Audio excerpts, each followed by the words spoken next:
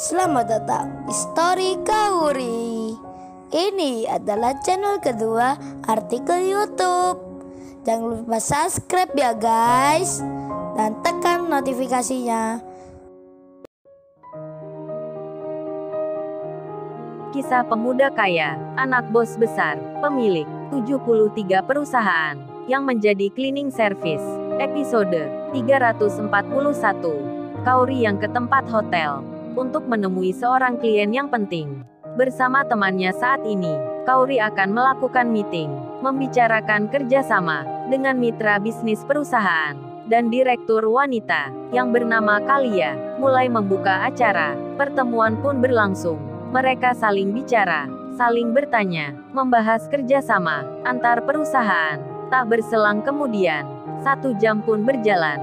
Meeting itu telah selesai. Kesepakatan pun dibuat. Kauri dan temannya sudah merampungkan laporan tentang pertemuan hari ini dan bersiap pula akan segera pulang. Namun sebelum itu, seperti biasanya, para tamu undangan yang ke sini, apalagi mitra kerja yang penting, Kalia direktur wanita di situ.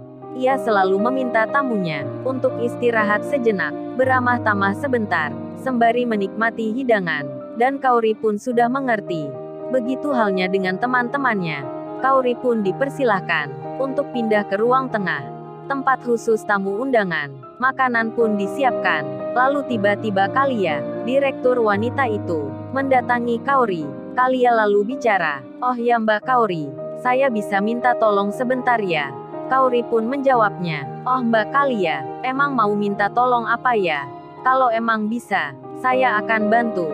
Dan Kalia itu bilang, "Ini Mbak Kauri, seperti yang Mbaknya tahu, kan bisnis yang saya jalani ini adalah bidang traveler, properti, termasuk pula bisnis hotel. Nah ini Mbak Kauri, sebenarnya hari ini, saya mau mempromosikan salah satunya, dengan membuat iklan khusus, yang dipakai untuk contoh promosi.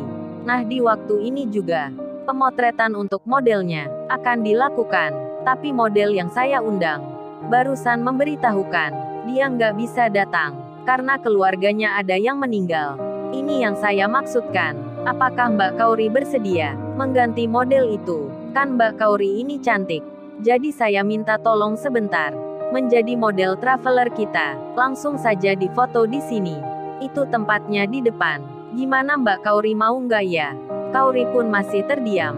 Ia juga tersenyum, belum menjawab pertanyaan itu. Namun, teman-temannya malah bilang, "Nggak apa Kauri, mau saja. Kan kamu cantik, emang cocok sekali jadi modeling. Nggak apa Kauri, kamu bantu saja." Kemudian Kalia pun, ia mengulangi tanya lagi, "Gimana Mbak Kauri, mau ya membantu saya?" Setelah berpikir sebentar, akhirnya Kauri bersedia. Ia tak diminta ganti baju. Tetap seperti saat ini, Kauri ada di depan, duduk di meja, sambil memegang selebaran nama traveler dan hotel miliknya Kalia, dan sesi pemotretan dimulai. Kauri nampak action, seperti yang diarahkan. Wajahnya pun tersenyum, nampak cantik sekali. Setelah 5 menit berjalan, tiba-tiba saja, dari arah pintu samping, datanglah seorang pria, yang mendekat ke Kalia, berbaju rapi, pakaiannya bagus, memakai sepatu pula. Setelah itu laki-laki tersebut berjalan ke tempat pemotretan. Ia tiba-tiba saja mendekati Kauri. Kauri pun terkejut. Ia lalu menghindari, menjauh dari pria itu. Kauri pun tak mengerti. Namun Kalia yang di situ langsung mendatangi Kauri. Kalia itu bilang, "Oh ya Mbak Kauri, saya lupa. Saya minta tolong lagi ya. Saya tadi belum menjelaskan kalau model kita, selain sendiri, juga sesi potretnya dilakukan berpasangan, wanita dan pria." Namun Kauri bilang, "Jangan Mbak Kalia, itu saja saya yang sendiri. Sudah cukup untuk promosi." Namun lagi-lagi, temannya bicara, "Nggak apa Kauri, kan ini hanya model saja. Lagian kita semua di sini. Kamu nggak usah khawatir gitu." Kalia pun sama, memohon pada Kauri, untuk membantunya lagi. Hingga Kauri akhirnya, ia pun mengiyakan, dan Kauri berdiri. Di sampingnya ada laki-laki. Mereka difoto bersama, nampak senyum ceria, dan di sesi selanjutnya, Kauri diminta duduk di kursi meja yang penuh hiasan bunga, sedang si pria itu berdiri di belakangnya. sambil memegang kursinya Kaori, seperti sepasang kekasih yang melakukan prawedding. Foto-foto pun diambil dari sudut depan, dari samping kiri dan kanan. Kaori pun tersenyum. Begitu pula model laki-lakinya. Sampai dalam hatinya, ia bicara sendiri, wanita ini cantik sekali. Bolehlah kalau tiap hari dipasangkan dengannya, apalagi kalau jadi pacarnya. Model pria itu sudah terbawa perasaan. Padahal baru saja ini, ia melihat Kaori.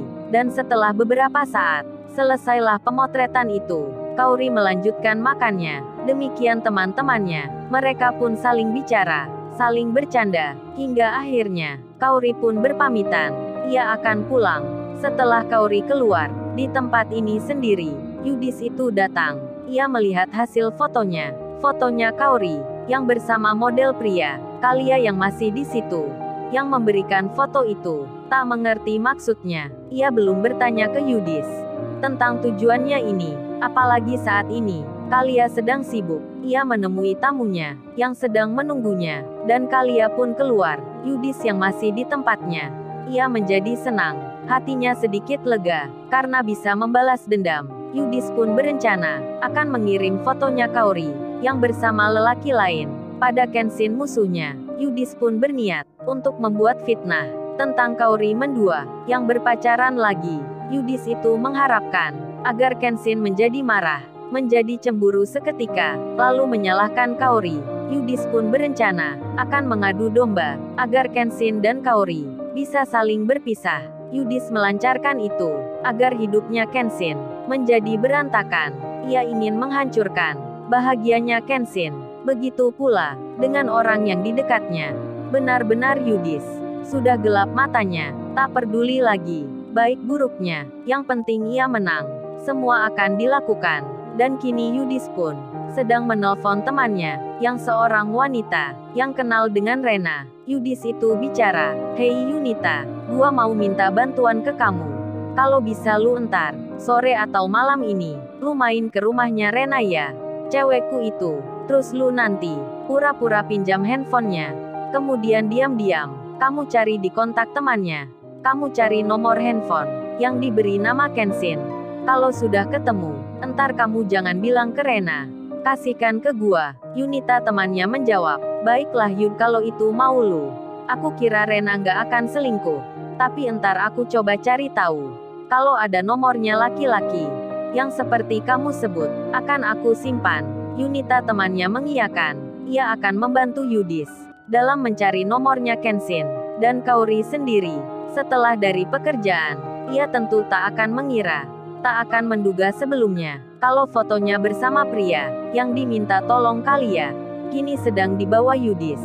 Berada di tangannya, Kaori tak mengetahui hal itu. Ia pun merasa tak ada masalah, terutama nanti, hubungannya dengan Kenshin.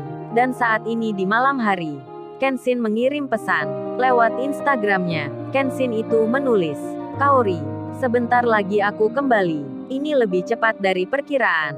Perbanku sudah dilepas semua. Aku pun bisa berjalan, tak merasa sakit lagi, dan sudah diizinkan untuk meninggalkan London. Besok aku pulang, dan hari Sabtu depan, Mama dan Ayah akan ke rumahmu untuk bicara lamaran." Kaori membaca dengan senang, dan segera saja dikabarkan ke mamanya. Lalu, bagaimana kisah selanjutnya? Subscribe channel ini untuk episode berikutnya. Terima kasih. Jangan lupa ya guys, untuk kelanjutan ceritanya ada di channel Story Kaori. Jangan lupa subscribe ya guys, dan tekan notifikasinya